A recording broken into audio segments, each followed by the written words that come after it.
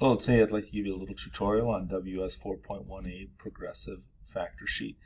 This is progressive because you get to choose which set of numbers works best for you. If you think you're probably going to be really struggling with this target, you struggle with your multiplication facts, you should be in the limited. If you're doing, just kind of catching on, choose some of the numbers from the developing. You can choose from the proficient if you feel like you're on grade level on this target. If you feel like this is super easy, choose the numbers from the exceeds columns. You can also choose numbers from each column. If you start with the limited or the developing or the proficient and you feel more comfortable, you can try some of the harder numbers. So there's a total of 16 boxes on here. You should choose 16 numbers.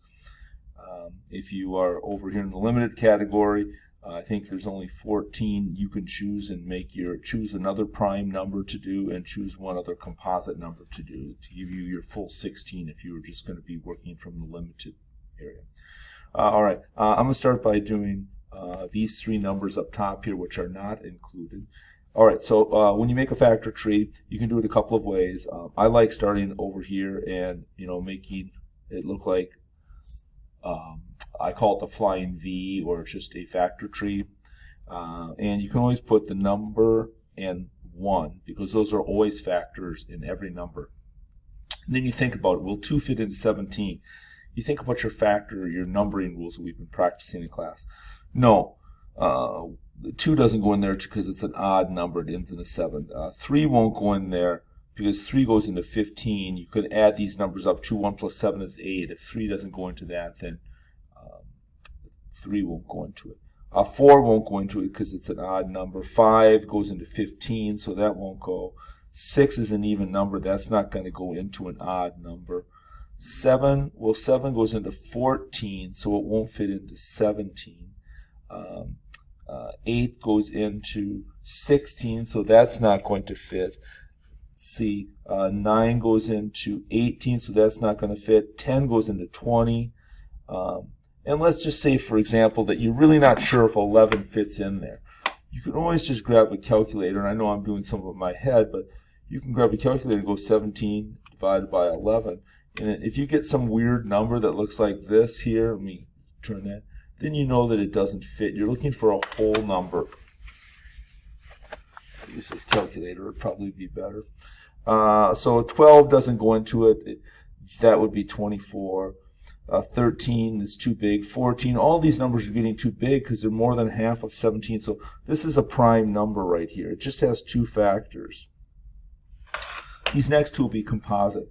And I'll do them maybe in a little bit different way. Let's do 42, and this time we'll kind of do what kids call the rainbow. They got 1 and 42 over here, and then again they're just working towards the middle. They know that 2 will go in there, and let's say they don't know how to do that, so they don't know what the fact is, so they just take 42 divided by 2, and you get 21. There's 21. Let's see, 42 up here, we'll write the number down. 4 plus 2 is 6, so we know 3 is going to go in there. Not sure how many times, so let's just grab 42 divided by 3, and we got 14.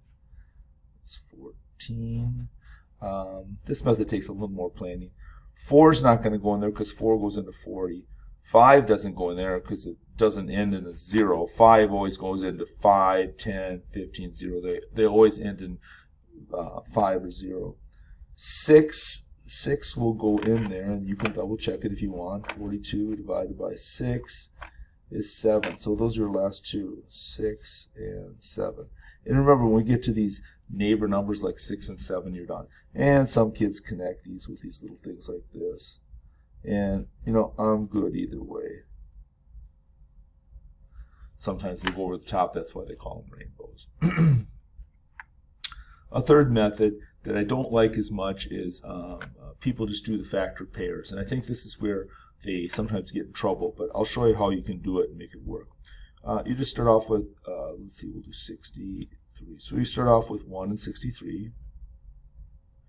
I think as long as you go down, work down, you'll be okay. 2 won't go in there because 2 is an even number. This is an odd number. So, but 3, if we go 6 plus 3 is 9. So we know 3 will fit in there.